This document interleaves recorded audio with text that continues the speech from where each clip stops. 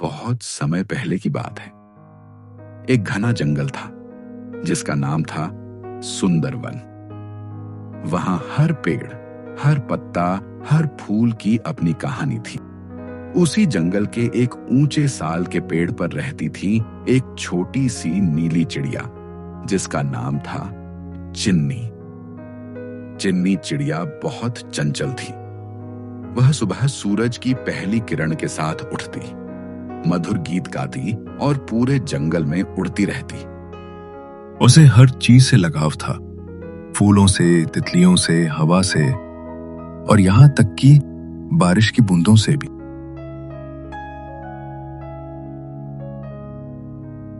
लेकिन चिन्नी की एक आदत थी, वो कभी किसी की बात ध्यान से नहीं सुनती थी।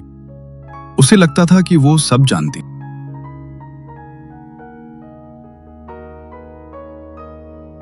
उसी पेड़ की एक खोखली डाल पर रहता था एक बूढ़ा उल्लू जिसका नाम था उदयन। जंगल के जानवर उसे उल्लू बाबा कहते थे। वो रात में जागता और सबका ध्यान रखता। जंगल के जानवर किसी भी समस्या में सबसे पहले उसी के पास जाते।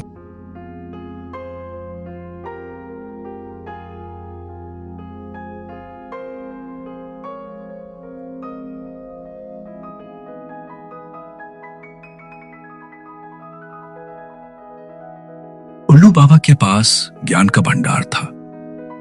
उसने जीवन के हर रंग देखे थे, गर्मी, बरसात, ठंड, संकट, अवसर। लेकिन अब वो बूढ़ा हो चुका था। उसकी आंखें अब भी तेज थीं, पर शरीर थकने लगा था। एक दिन चिन्नी एक पत्ते पर बैठी तेजी से चहचहा रही थी। उल्लू बाबा ने कहा, चिन्नी, कभी कभी कम बोलना और ज्यादा सुनना अच्छा होता है। जो सुनता है वही सीखता है। चिन्नी हंसी और बोली, आप तो बूढ़े हो गए हैं बाबा, अब आप क्या जानेंगे उड़ान के मजे। मैं हर पेड़, हर दिशा जानती हूँ। उल्लू बाबा मुस्कुराए। चिन्नी, तुम शायद जानती नहीं कि ज्ञान शब्दों से नहीं, अनुभव से आता है। मुझे पूरा भरोसा है, एक दिन तुम इस बात को जरूर समझोगी। एक शाम जंगल में एक अजनबी शिकारी आ गया। वो बहुत चालाक था। उसने कई जाल बिछा दिए थे और चिड़ियों की मीठी आवाज रिकॉर्ड करके पेड़ों पर स्पीकर लगा दिए। अगले दिन जब सूरज निकला, चिन्नी ने मीठा गीत सुना।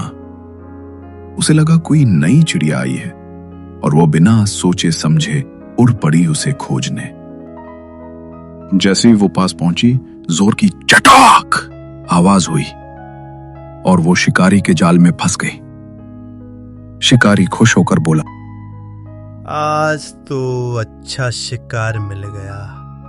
चिन्नी फड़फड़ाने लगी, मदद की गुहार लगाने लगी। उसी वक्त पास के एक पेड़ से आवाज आई, रुको। शिकारी ने देखा एक बूढ़ा उल्लू उसकी ओर देख रहा था। उदयन बाबा ने कहा, क्यों न मैं तुम्हें एक ऐसा सौदा दूं जिससे तुम आज ही अमीर बन जाओ। शिकारी चौंक गया। उसने बोला, क्या मतलब? उल्लू ने कहा, अगर तुम इस चिड़िया को छोड़ दो तो मैं तुम्हें जंगल में छुपा बरसों पुराना खजाना बताऊंगा। शिकारी लालच में आ गया। उसने चिन्नी को छोड़ दिया और उल्लू के बताए रास्ते पर चल दिया। लेकिन वो रास्ता सीधा जंगल के सुरक्षा दल की छावनी तक पहुंचता था। शिकारी पकड़ा गया। चिन्नी कांपती हुई वापस आई। उसने उल्लू बाबा को देखा और उसकी आंखें भर आईं। वो कंपाती हुई आवाज में बोली, मैंने आपकी बात नहीं मानी बाबा। आपने सच कहा था, जो सुनता है वही सीखता है। उल्लू बाबा ने बड़े नम्र भाव और धैर्य से कहा, चिन्नी बिटिया, ज्ञान केवल उड़ने से नहीं आता, रुकने से भी आता है। जो रुकता है वह देखता है, जो देखता है वही समझता भी है। चिन्नी ने प्रण किया कि अब वो सिर्फ गीत नहीं गाएगी, वो ज्ञान भी ग्रहण करेगी। अब चिन्नी रोज शाम को उल्लू बाबा के पास बैठती और जंगल के बारे में, जीवन के बारे में सीखती। वो धीरे धीरे जंगल की सबसे समझदार चिड़िया बन गई। और जब उल्लू बाबा बहुत बूढ़े हो गए तो चिन्नी ने उनके सारे काम संभाल लिए। अब जंगल के छोटे छोटे पक्षी चिन्नी से सवाल करते और वो मुस्कुराकर जवाब देती।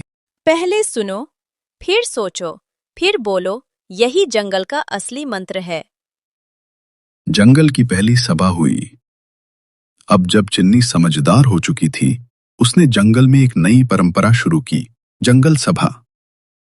यह सभा हर रविवार को होने लगी, जिसमें सभी जानवर मिलते, बातें करते, कहानियां सुनते और मिलकर जंगल की भलाई का रास्ता निकालते। चिन्नी ने पहली सभा का न्योता हर किसी को भेजा। खरगोश, हिरन, बंदर, नेवला सब बड़े उत्साह से आए। लेकिन सबसे आगे बैठा था उल्लू बाबा, अब एक दर्शक की तरह और गर्व से मुस्कुराते हुए। सभा की शुरुआत चिन्नी ने एक गीत से की। पेड़ों की छांव, नदियों का गान, जंगल हमारा, इसका सम्मान। सबने ताली बजाई।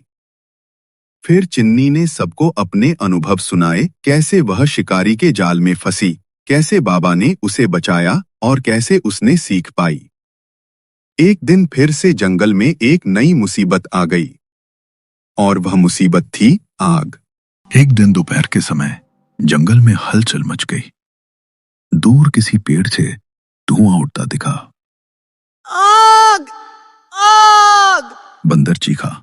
चिन्नी फौरन उड़कर ऊंचाई से देखने लगी। उसने देखा कि जंगल के पश्चिमी छोर पर आग लग चुकी थी। उसने बिना समय गवाए तुरंत सभी जानवरों को सतर्क किया।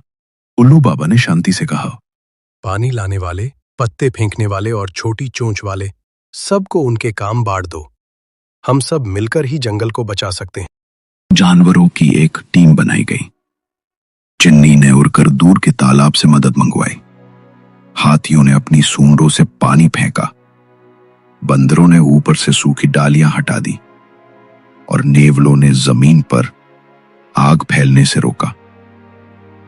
कई घंटे की मेहनत के बाद आग पर काबू पा लिया गया। जंगल बच गया। गौरव और जिम्मेदारी की उस शाम जंगल में जश्न मनाया गया। पहली बार चिन्नी को सम्मानित किया गया। उल्लू बाबा ने मंच से कहा, आज मैं निश्चिंत हूं। जंगल का भविष्य सुरक्षित हाथों में है। चिन्नी भावुक होकर बोली, बाबा, आपने मुझे उड़ना नहीं, समझना सिखाया है। अब ये जंगल सिर्फ मेरा नहीं, हम सब का है। उस दिन से चिन्नी सिर्फ एक चिड़िया नहीं रही, वो जंगल की रक्षक बन गई। सीखों की पाठशाला अब हर रविवार को लगती और चिन्नी जंगल के बच्चों को कहानियां सुनाती। कभी उल्लू बाबा की कहानियां, कभी अपने अनुभव। छोटे पक्षी कहते, चिन्नी दीदी, आपकी बातें दिल छू जाती हैं। वो मुस्कुराती और कहती, सीखना कभी बंद मत करना। पेड़ भी हर मौसम में कुछ नया सीखते हैं। उदयन बाबा की जिंदगी का आखिरी समय आ गया था। वो बीमार रहने लगा। समय बीतता गया। एक दिन बाबा ने चिन्नी को पास बुलाया। बेटिया, मेरा समय अब पूरा हो चला है, लेकिन तुम्हें अब रुकना नहीं है। इस जंगल की आत्मा अब तुम्हारे पंखों में है। चिन्नी की आंखें भर आईं, पर उसमें सिर झुकाकर कहा, मैं वादा करती हूँ बाबा, हर पेड़, हर पत्ता, हर जानवर मेरा परिवार होगा।